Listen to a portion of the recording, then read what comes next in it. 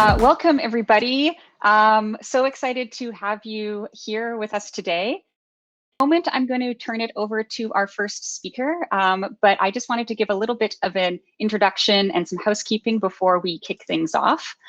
In a moment, I'm going to introduce the speakers, but before then, I'd like to just welcome you all and encourage everybody to use the chat feature in this awesome interface to introduce yourselves and also say if you consider yourself to be a government person or a civic tech person, because we're trying to do a quick poll of who's in the room. And also in a moment, I'll drop in some land recognition, excuse me, indicating the Indigenous territories that we're on. And we encourage anyone else who would like to introduce themselves and indicate where they're based to go ahead and do that. And final thing there is feel free to drop questions into the chat. We will do a Q&A after we all speak, and we'll do our best to circle back to those questions at the end of the session. So without further ado, I'll have Honey move it on to the next slide here. Fantastic. All right, so welcome to our session. This is a session that brings together people in government right now and with people who are community-based talent and who are helping out on government projects, and also experts leading projects and bringing together community-based talent in order to partner with those government teams.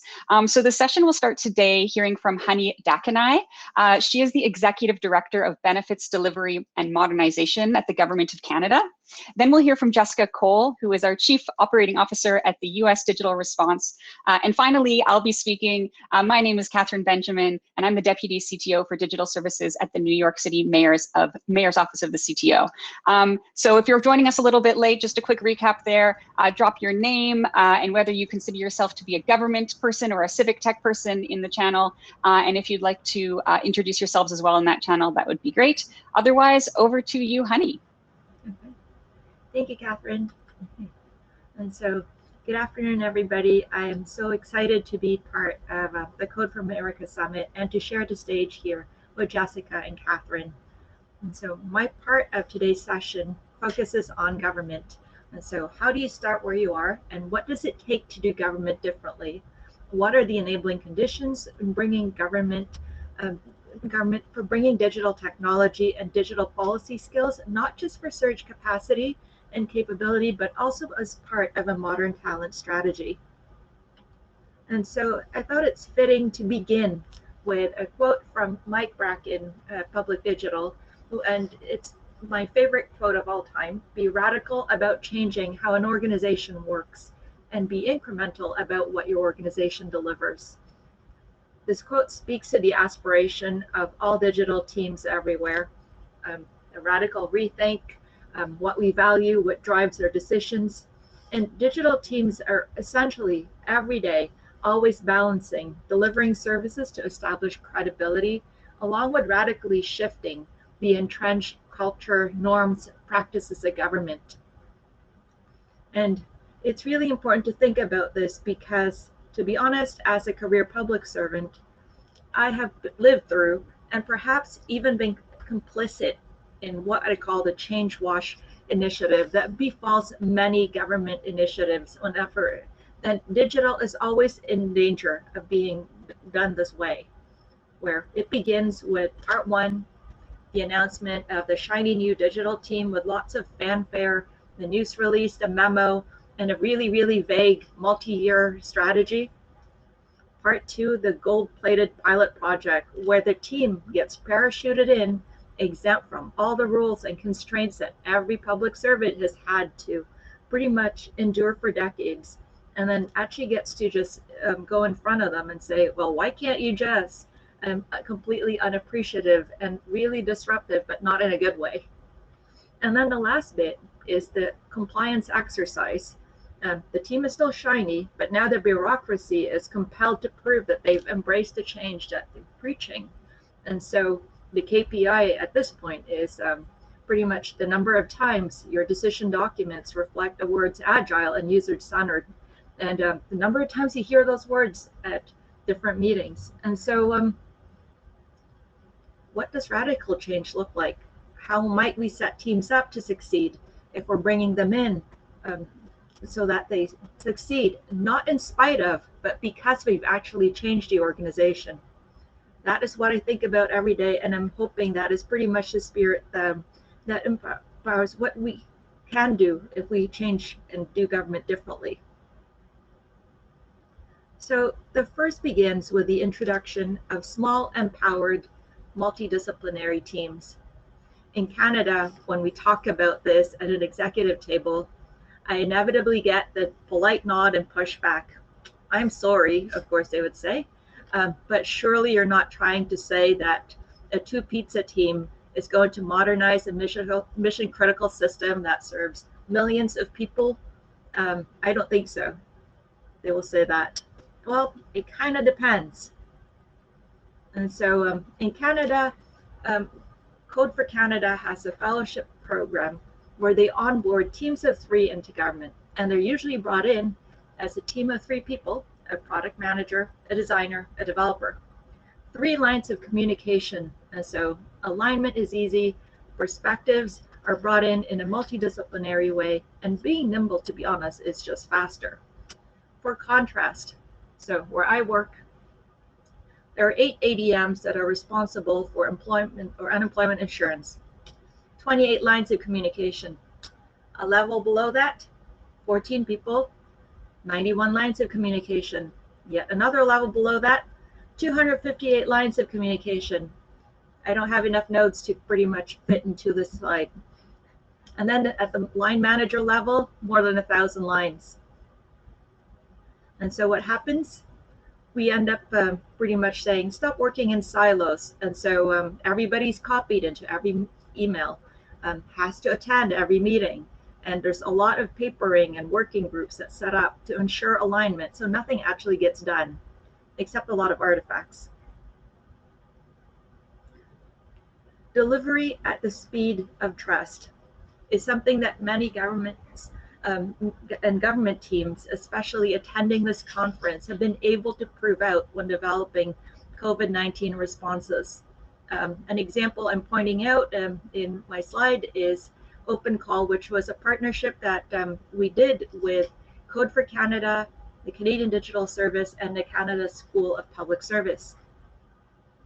And so this happens when people actually trust the teams that are delivering the project.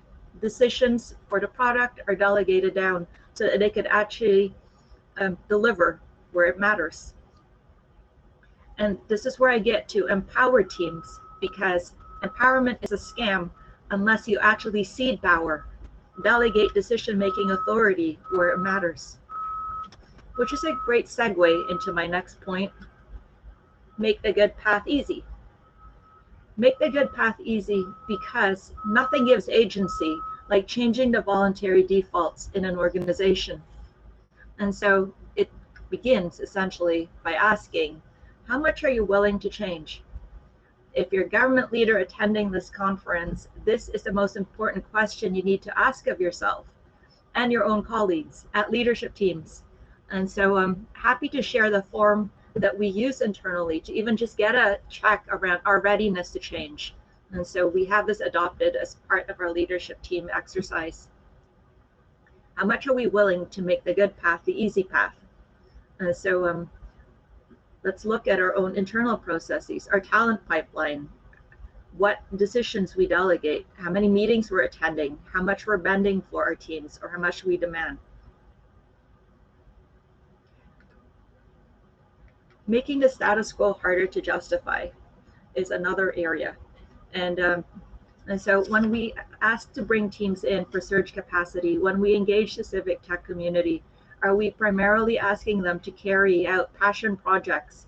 And when we could actually use their voice and have them advocate for some things that we want to change and institutionalized.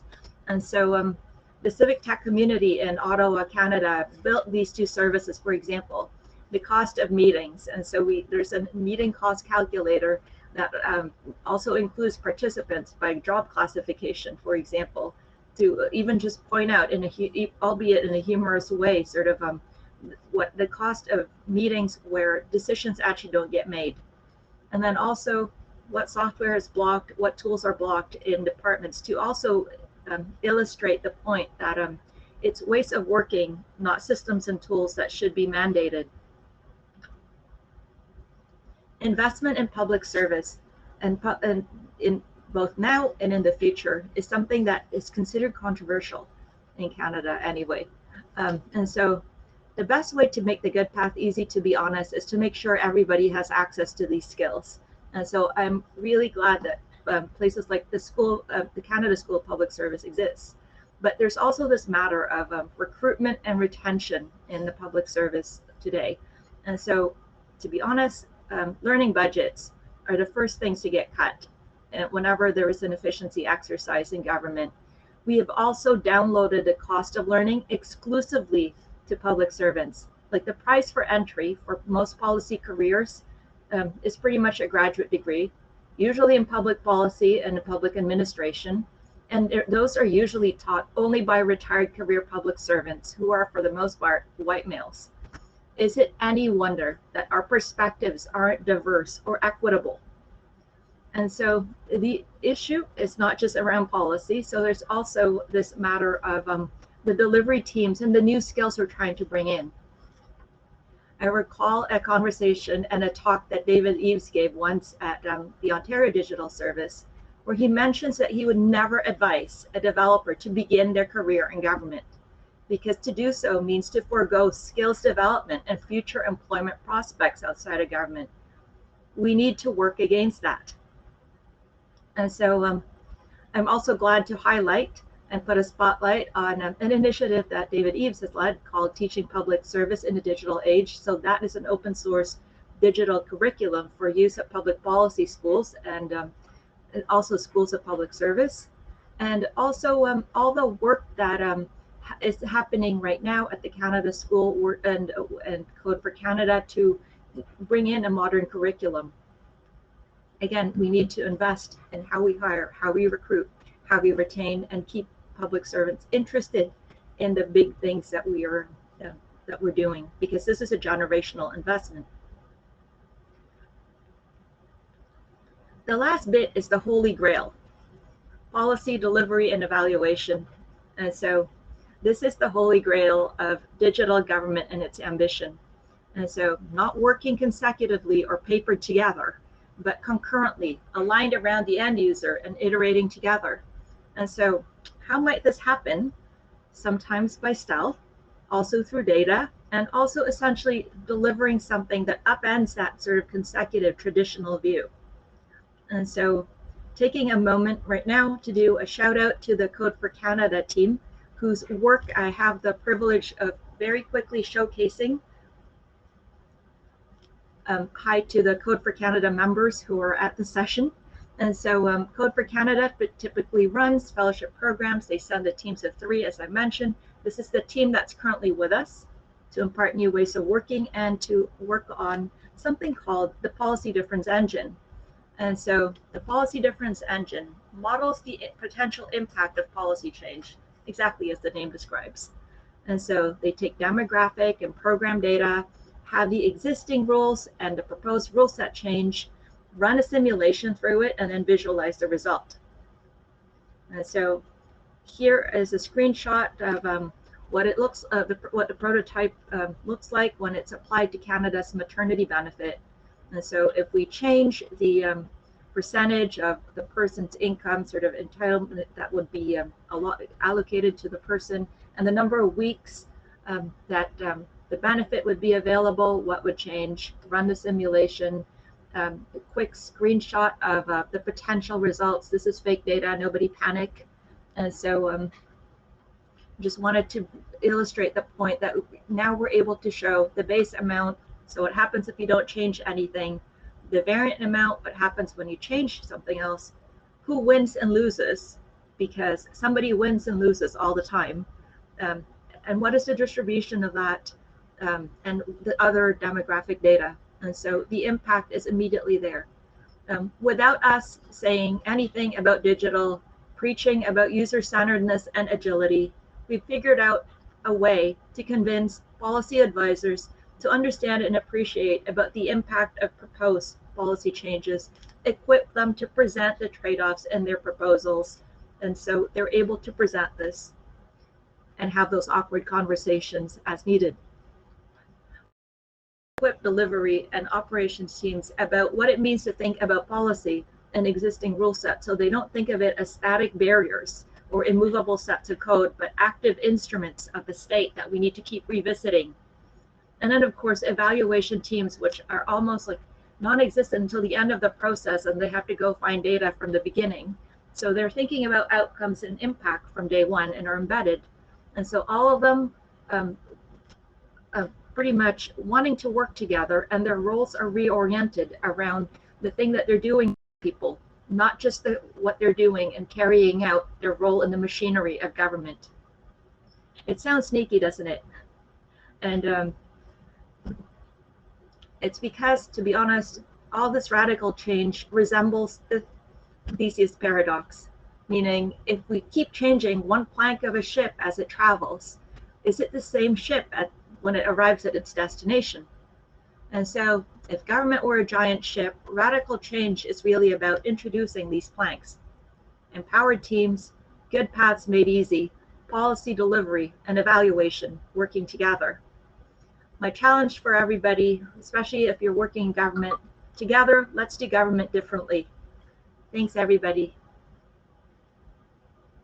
Thank you so much, Honey. So we're just going to switch screens here, and Jessica's going to come on and give her talk. In a second, I'll also run an actual poll where people can indicate if they consider themselves a government person or a civic tech person. And just for anyone who's joined late, feel free to jump in the channel, introduce yourself. And if you'd like to share a land recognition of the territory you're on, please, we welcome you to do that. Over to you, Jessica. Hi, everyone. Thank you so much, Honey and Catherine.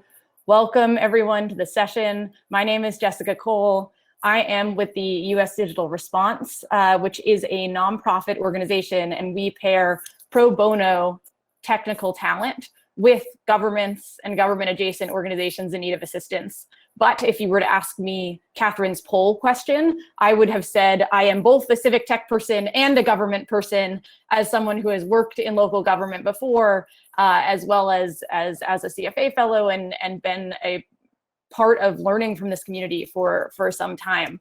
So today, what we wanted to talk about was actually to open a midstream conversation around when external support can be a jumpstart to your organization and to a moment in government or a team in government. And this is something that I think many of us think about. As Honey mentioned, there are ways to do this right, there are ways to do this wrong, and we want to share some of our thoughts about when might be ideal moments to hop in. But first, wanted to share why we care about this. And why we care about this is that fighting inertia is a team sport.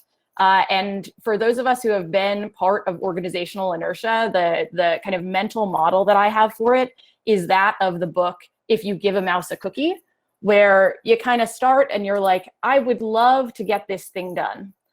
I will give you the form, the cookie that you want from me in order to get this done. And you're like, check, I can move on. And then the organization comes back to you and says, well, you gave me the form. Now could we have a conversation? You gave me the conversation. Now could we actually check in with the city attorney? You gave me this. Now could we loop in this? And it means that it's very hard, if you have an idea that you believe is on a critical path, to actually push it over its initial finish line. I also want to acknowledge that sometimes surge support from the outside can come in a lot of different forms to help you fight that inertia. USDR is one model, as are the brigades and many others in this room. There are other models, including individual volunteers, more organized nonprofit or community organizations, collaborative resources, mutual aid networks, and many others. So when we talk about inertia, what is it that we're actually talking about other than that feeling of giving a mouse a lot of cookies and then a glass of milk? I would argue that the idea of inertia, as I see it and feel it, is when the existing environment conspires or feels as though it's conspiring to stop resources from being directed or redirected to maximum community benefit. So you've actually got a pool of resources, you've got a sense of where they would be best used or best put to use, And yet it feels like there are things in your environment, requirements, people, asks that make it so that you cannot actually change up your plan to redirect those resources appropriately.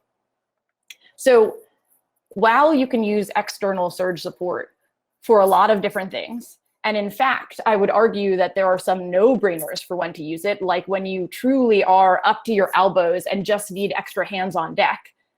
The way that we can think about using surge support strategically is when you actually call in reinforcements in a way that changes your immediate resources and then further changes your intermediate constraints within the organization. So it lowers the bar of that inertia in the future.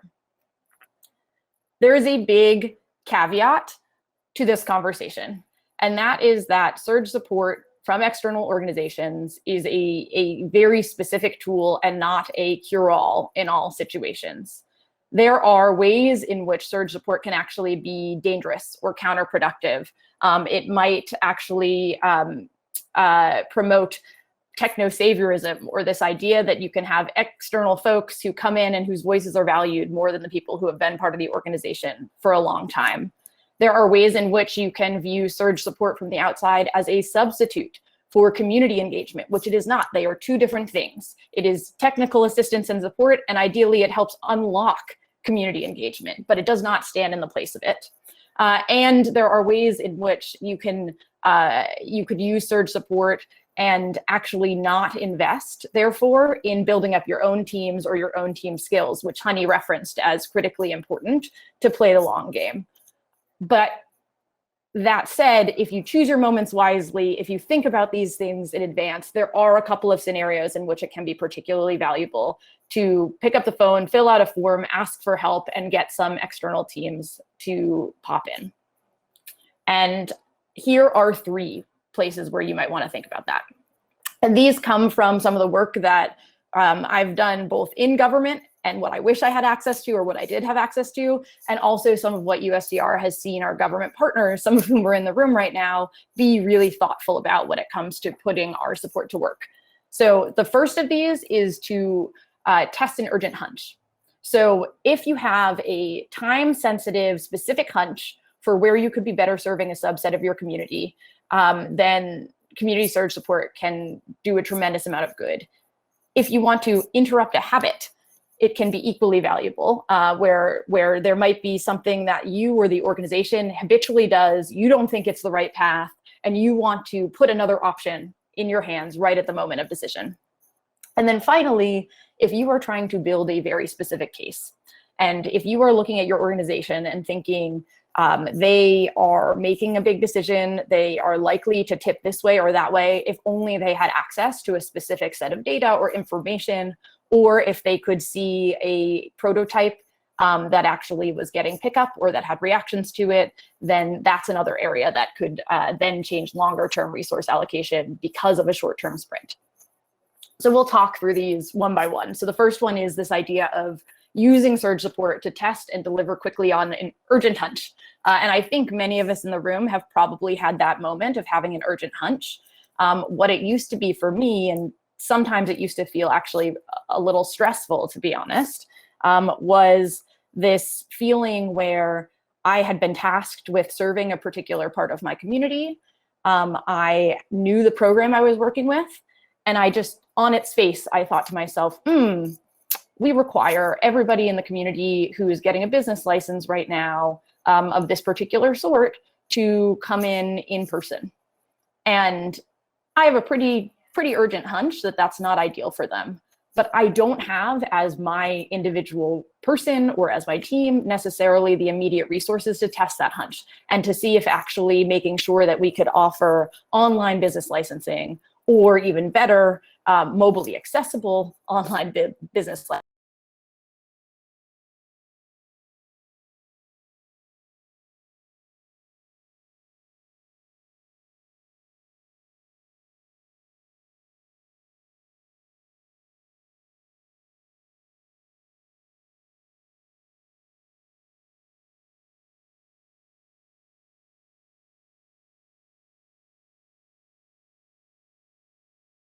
Oh, I think we have a tech hiccup, which is very funny because I was just changing my browser setup a bit and I thought it was just me, but apparently we're not the only ones here. I'll let Jessica speak if she just got back online. Looks like she might be refreshing. But otherwise, just for a moment, I'll turn people's attention to the poll. So far, it seems like civic tech is the majority of the people that we have in the room here. But if you haven't turned your attention to the poll yet, go ahead and do that. I'm going to give it about 15 or 30 seconds. And if we need to do a little swap and I'll jump in and give part 3 and we'll circle back to part 2, we can do that. But it looks like Jessica's just re-emerged. And so we lost you on your last slide. So maybe if you're happy to jump back in, we'll keep going. Happy to. Thanks all for your patience. Never a dull moment. So did we lose you? Did we lose each other here? Next slide. Perfect. Okay. So the critical point of this slide, and it's a specific example to be given, is that often you can use external groups to actually de-risk urgent hunches you have by providing the resources to build an initial alpha or beta, and then getting feedback from your user community, and then giving you information as an organization for whether you should make that long-term investment. And the example I would love to share is about a USDR partner in Memphis, NPI Memphis. They are a nonprofit organization who did some work earlier this fall using CARES Act funding, and they had an urgent hunch where they said, we have a legal assistance organization that often gets reach out from people who are about to be evicted. We think that if we were able to actually have more digital applications come in, online applications come in that let us collaborate with other nonprofits beyond just our own, we could actually, A, get more people to apply than know to reach out to us now, and B, get through those applications more quickly. So they were able to partner with US Digital Response and a number of other volunteer and community organizations to build out an initial application for assistance. That increased their initial slot of applications to more than 300 within 2 weeks, and it decreased the amount of time it took for them to process by 75%.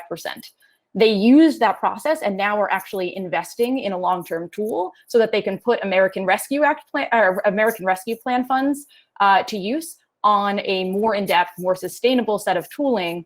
But it was done because they had an urgent hunch, and they used an external group to help them test that urgent hunch and to develop evidence. The second area to talk about here is using surge support to interrupt a habit. And I don't know how many of you have read the book, The Power of Habit, but it is a favorite of mine. And behavioral science in general, I think, is a really interesting area in this field. And so Charles Duhigg, the author, talks about every habit being at base a neurological loop that consists of 3 parts: a cue, a routine, and a reward. And I would argue that organizations have habits just like individuals do. And so in this case, an organization might be doing something that seems like a harmful habit, like running very large procurements and awarding them to vendors who don't end up being able to deliver after many, many years of working. And so part of what I think an external group can do is actually intervene once that cue has happened to change the routine and the reward that an organization goes through in key moments.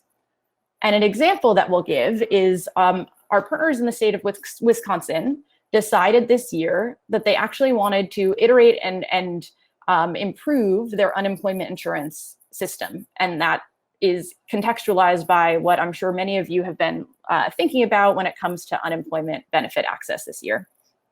And so as part of this work, they normally had the cue, which was, ooh, there's a system that's not working, we'd better fix it. And normally they would have taken that cue and they would have actually gone through their routine, which was look in the cupboards to find the biggest binder of RFPs that we have that already exists and have been already reviewed by our lawyers and change a couple of words and then put them out there. And the reward would have been, no matter what, you know, you're going to get a bid for those RFPs.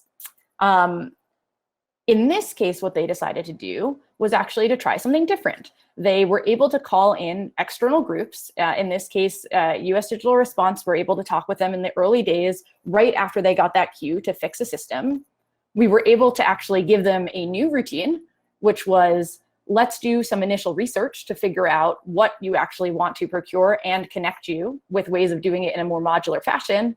And they got their reward for having that conversation, changing that routine, which was being put in touch with 18F and signing a contract with them to be guided through a more modular RFP process. So when you think about habit formation and disruption, think about introducing external groups to help you do that. Finally, I'll share that you can use surge support to build a case. And so in this instance, this might be an area in which you might want to see your organization make particular investments in the long haul, either in new teams, like a digital service team, or potentially a new technology. And you can use external groups to showcase what can be done when you have that type of team handy or when you have that type of technology. So in New Jersey, an example of this was that New Jersey had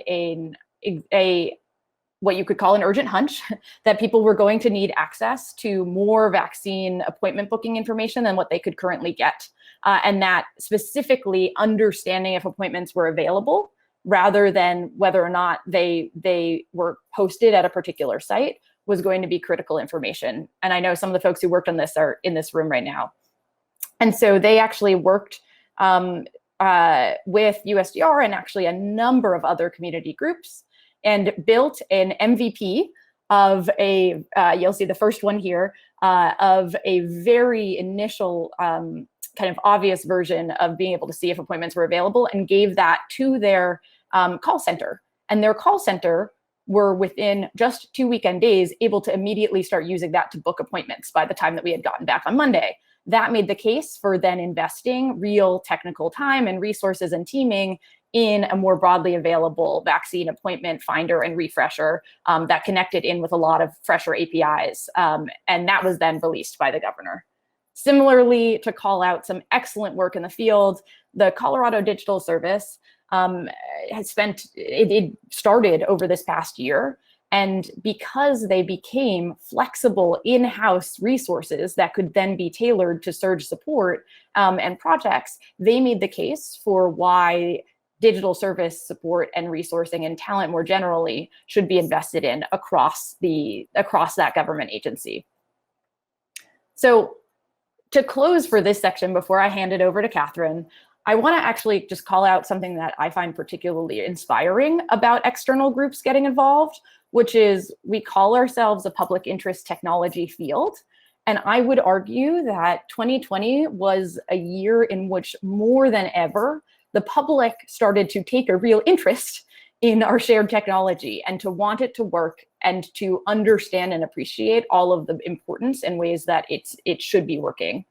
And one way that we can support them as community organizations or thinking about when to leverage community organizations from within government is to use those offers for help as ways of busting inertia from within the organization.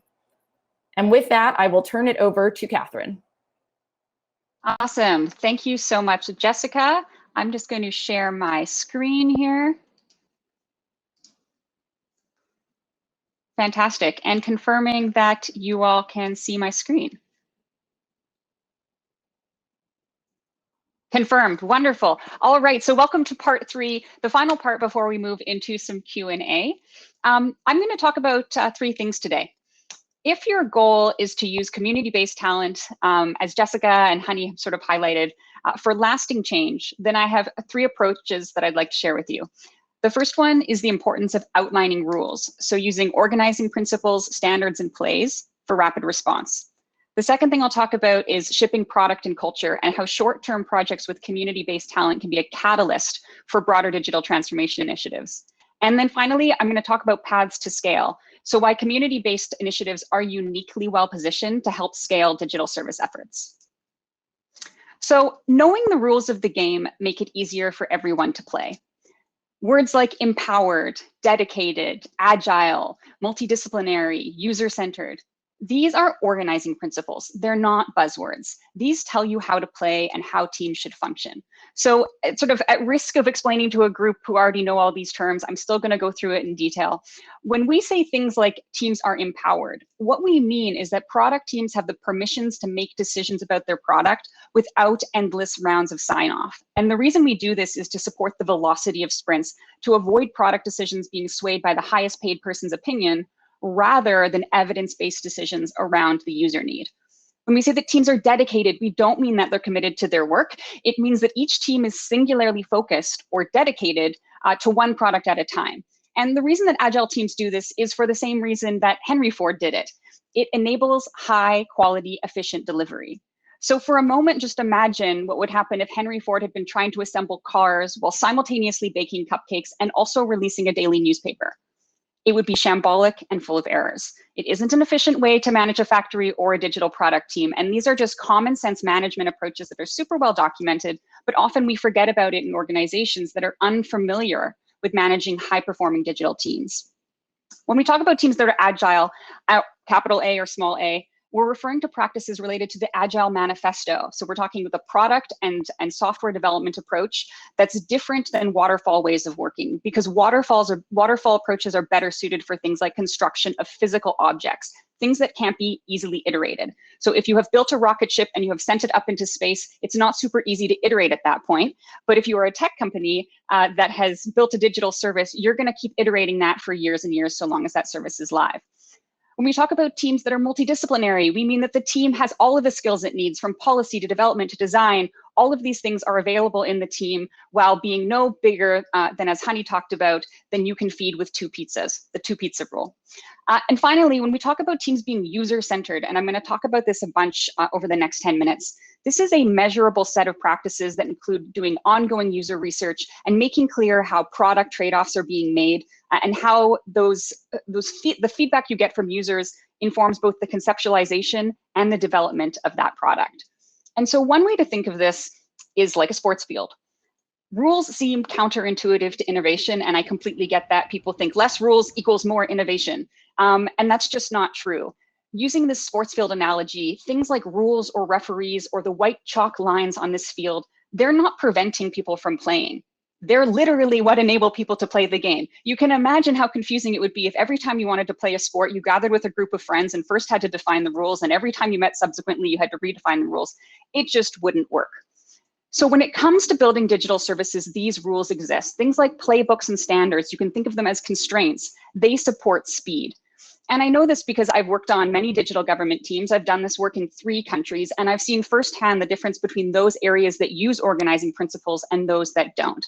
And so to give an example, here in New York, the New York City NYCX Innovation Fellows Program, which is an initiative that we worked closely with Jessica Cole and the entire US Digital Response team on, brought together groups of complete strangers, community-based talent, to organize and ship work in 10 weeks. And we were able to do this because the program adopted these well-established plays, these principles and standards, these practices that mirror common tech industry ways of working.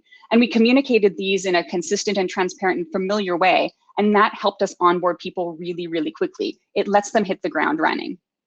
So we know that there's no first mover advantage in this. When California released their crisis standard to support speed in the context of the first wave of COVID-19 last spring, they did not start from scratch. They stood on the shoulders of giants. So whether you're using something like the the US Digital Service Playbooks or a digital service standard, you've got close to a decade of work that government teams have put into making things like standards. And you can really think of this like commercial off-the-shelf software, where the more you customize, the harder it is to onboard people. It's just going to slow you down. While every government project is special, it's not unique, and it's certainly not so unique that it needs its own way of working. These tools exist, use them, and it will make your work better. The next thing I'd like to talk about is why it's really important to ship product and culture in equal measure. So when it comes to digital transformation, digital is a bit of a tricky word because people get overly focused on this technology aspect. And technology is actually not usually the hardest part.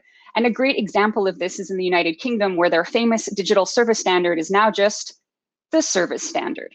Because in 21st century government, digital services are just services. So if we're talking less about tech, then what are we talking about? Well, if we define digital as applying the culture, processes, practices, and technology of the internet era to respond to people's raised expectations, the Tom Loosemore definition, then we see that much of this work is really about people and changing the culture of the working environment. So then what makes this so hard? The act of creation is unavoidably political. Let's take the user-centered design process, for instance. Even asking basic questions, who is prioritizing your backlog? If there is a trade-off between two product features, how are you going to make those decisions? That reveals that product design in government is fraught with tension because it spotlights how a command and control default position of government decision-making bumps up against this more bottom-up model of decision-making and leadership that's more closely aligned with these organizing principles of the empowered teams that I described earlier.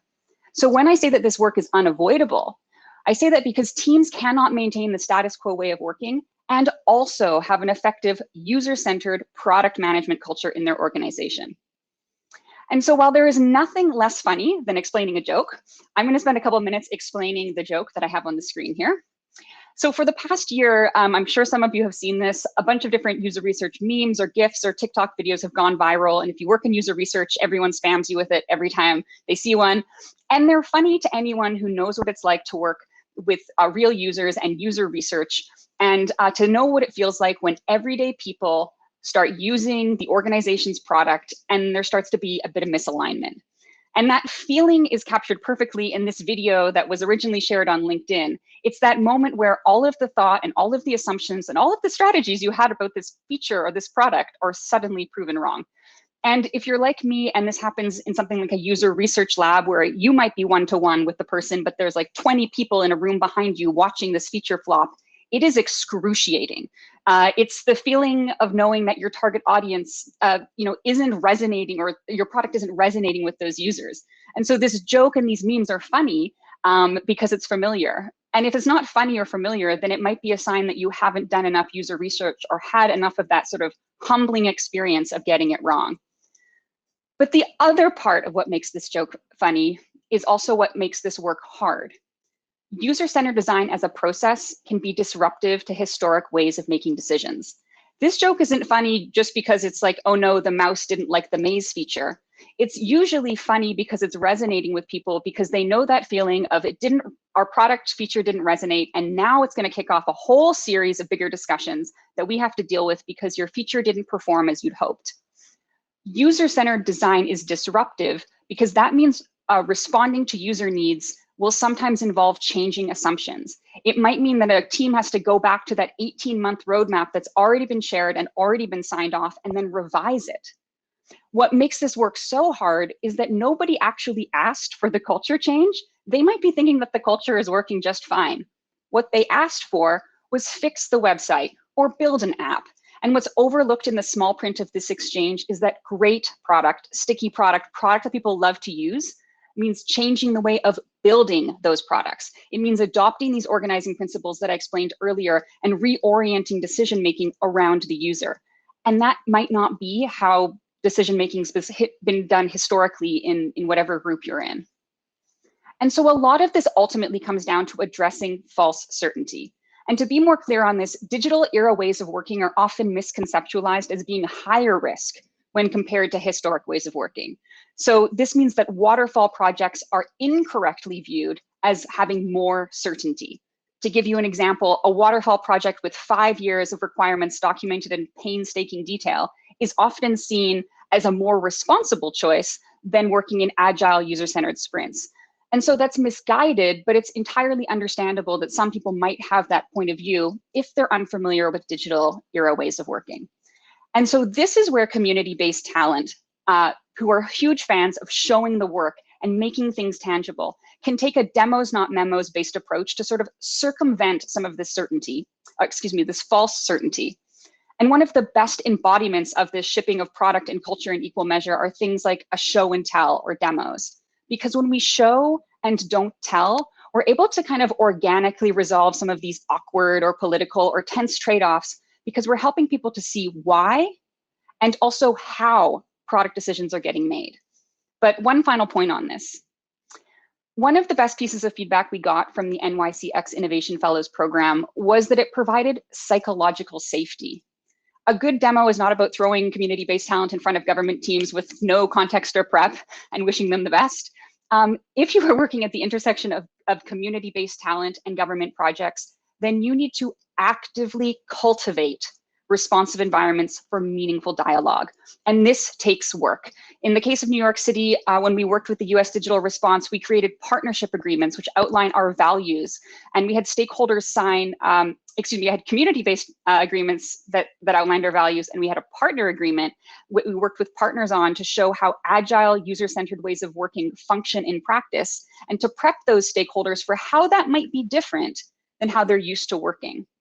And we know that this psychological safety wasn't just palpable for our fellows, but actually also for the government teams. So at our final demo, we had more than 100 guests from different governments and actually different countries. And one of the things that we heard several times was how different this work felt. Changing culture, changing the feeling in the room matters because it impacts something important: your pathways to scale.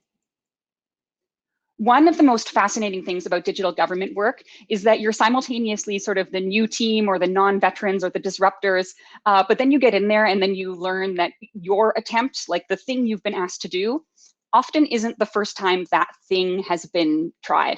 So to give an example, I worked on one very high profile project where we were like the 4th or 5th group to come in to do this. And it made our onboarding a total downer because we started by auditing how everybody else had failed. And it's only natural then to say, well, what makes one initiative succeed and another one fail? And it feels really important here to stop and to point out that the conceptualization of failure is really different in the public service than tech, where most of our community-based talent come from. Because in tech, a failed startup is often viewed as a badge of honor or earning your stripes. I have not failed, I have just found 10,000 ways that won't work, that type of mentality. And that's really different than government, where a fear of failure is part of a fear of risk. And risk is often seen as anything that is not the status quo. So in this model, change is hard because people they often can't see any upside, they can only see the risk.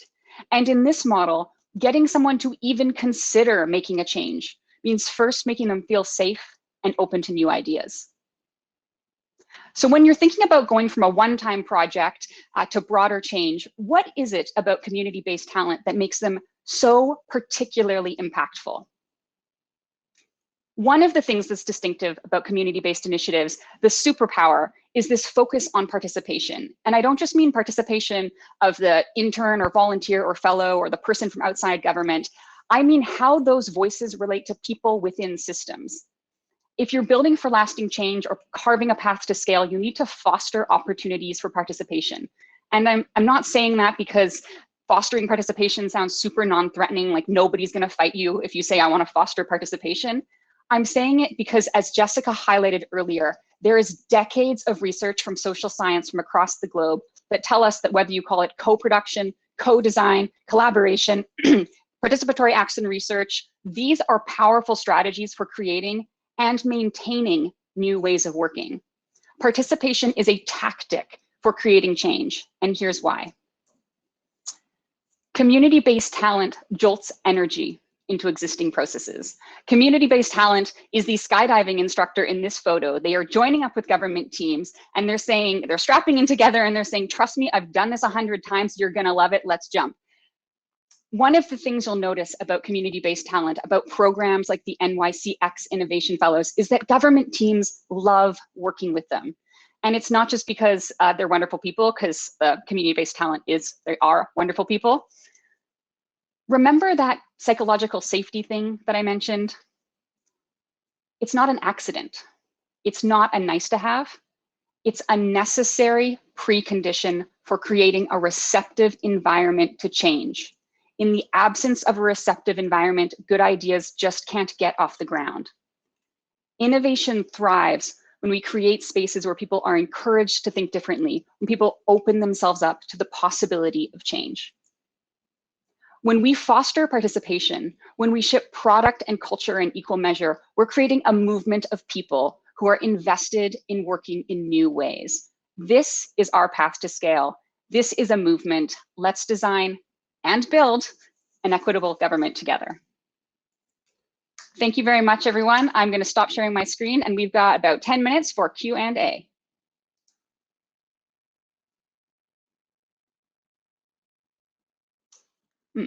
I don't know how to stop sharing my screen. Let's start the Q&A and I'll figure that out.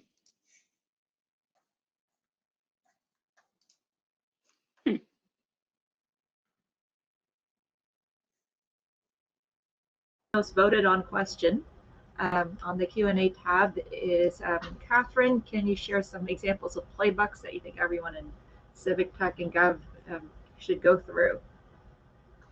Yes, I will. Don't have the links handy. There's so many to choose from. I'll just list a couple that I love. The work from the US Digital Service, the actual playbook is fantastic. I have a strong loyalty and love to the Ontario Digital Services, a digital service standard, because I used to work at the Ontario Digital Service. So that is excellent. One of the things I like about that model, which is very similar to the government digital service model, is it frames work in the context of discovery, alpha, beta, and live. And while, yes, there are some legitimate reasons why people don't love that linear construction, and definitely worth chatting about that when we have longer time to talk about that. What's so helpful about it is that they have service standard criteria for each of those stages. So you can say to somebody, you know, at the end of your discovery, you need to have done all of these things. And that's different than at the end of your beta, you need to have done all of these things. And so that, I think, is such a helpful tool, that level of specificity. And so the Ontario Digital Service tools are very similar to, and you know, the Government Digital Services tool, which is now just the service standard, and very similar also to what you'd see in places like Australia. And I think it's also similar, I believe Wales might have just done a standard. They're all sort of similar. But I will maybe tweet those out later so people can find them, but they're certainly Googleable.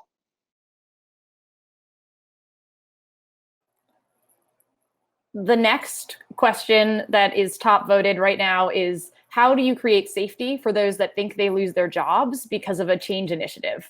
I have a couple of thoughts on this front, and happy to kick us off, but can also happy to have others jump in. Two things that we have seen are, one, don't make access to surge support something that only flows upwards. Like, a lot of times I feel like it is only the executives that feel like they are able to summon and call in for external teams to come work on problems that they're seeing, because they feel like they need to know all of the right code words to get what they're looking for.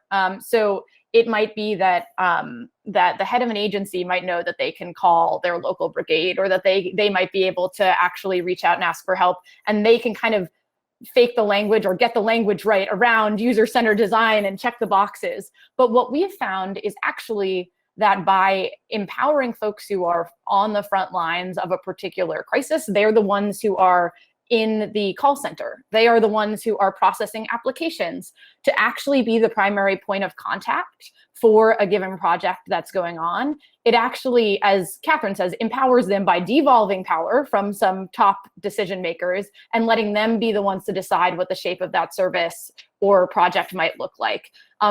What that requires of organizations who are external, though, is we have to do a lot of scoping and translating ourselves. And so one of the things that we have at USDR are actually a number of volunteer tech folks, as well as public servants or former public servants, who get in the room during those initial scoping calls to help somebody who doesn't necessarily know the lingo or how to take a general idea into something that is an actual sprint, achievable sprint, and help them figure that out and iterate on that.